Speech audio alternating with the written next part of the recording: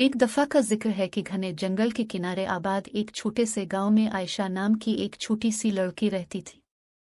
आयशा एक मुतजस्सिस और बहादुर बच्चा था जिसे अपने गांव के मुज़ाफ़ात में तलाश करना पसंद था। एक धूप वाले दिन इसके तजस्सुस की वजह से उसने पुरस्रार जंगल में मजीद गहराई में जाने का फैसला किया, जो आगे आने वाले मुमकिना खतरात से गाफिल है। जैसे ही आयशा घूमती हुई तितलियों और परिंदों की सुरीली चहचहाहट से मशहूर होकर घूमते हुए रास्तों पर चली गई, वो रफ्ता रफ्ता अपना रास्ता भूल गई। ऊपर के घने पौधों ने जंगल के फर्श पर सूरज की रोशनी और साए के पेचीदा नमूने डाले हैं, जो एक मशहूर कुन लेकिन परेशान कुन माहौल पैदा करते हैं।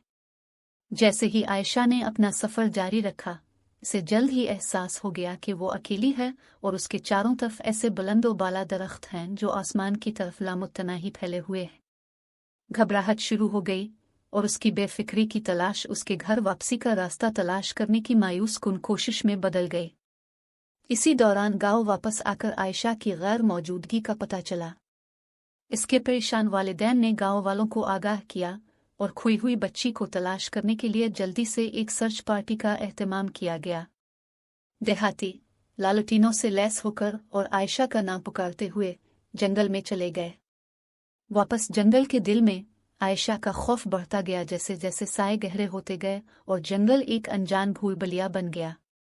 बस जब उसकी आंखों से आंसू बहने लगे तो उसने झाड़ियों में हल्की सी आवाज सुनी।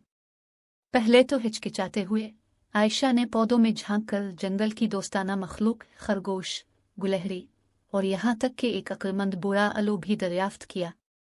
इन जंगलाती दोस्तों ने आयशा की तकलीफ को महसूस किया और उसकी मदद करने का फैसला किया। जानवरों ने आयशा को खुफिया रास्तों और साफूहे से गुजरते हुए गांव की दूर दराज आवाज़ों की तरफ रहनुमाई की। छोटी लड़की का दिल आहिस्ता आहिस्ता हल्का हुआ क्योंकि उसे एहसास हुआ कि वो इस वसी जादुई दुनिया में अकेली नहीं है।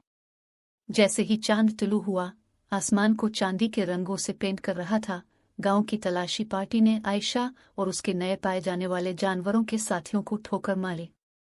आयशा के वालिदैन की आंखों में खुशी के आंसू आ गए जब उन्होंने अपनी बेटी को मजबूती से गले लगाया।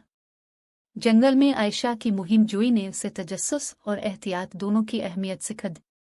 गांव वालों ने इसकी बहिफाजत वापसी का जश्न मनाया और जंगल की मखलूक एक गैर मामूली दोस्ती बनाकर गांव और उसके छोटे मुतलाशी की निगरानी करती रही। और यूं इस जादुई जंगल के दिल में आयशा की कहानी एक प्यारी कहानी बन गई, जो सबको याद दिलाती है कि तारीख तरीन लम्हात में भी गैर मुतवक्के दोस्ती और रहनुमाई हमें घर वापस ले जा सकती है।